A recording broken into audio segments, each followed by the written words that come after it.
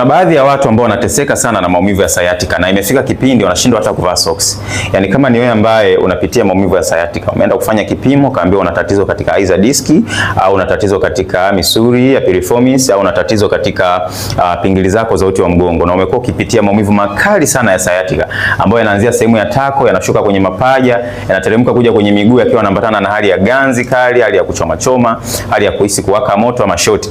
Hiyo ni sciatica. So watu wengi sana wanachokosea ni kwamba wanaendelea kufanya stretching bila kuweza kuzingatia tatizo lilipo, na mwisho wa siku tatizo linaongezeka kiasi kwamba hata kuweza kuvaa socks mtu unakuwa unashindwa, kuweza kunyosha mguu mtu unakuwa unashindwa, maumivu yanazidi kuwa makali, wakati fulani unashindwa hata kubeba uzito mdogo tu kwa sababu ya hayo maumivu. Fahamu ya kwamba ni stage ambayo inaongezeka na kukua kwa kasi sana. Imekuwa ikiwafanya watu wengi wajikute wanakuwa walemavu wa kudumu bila wao kuweza kufahamu.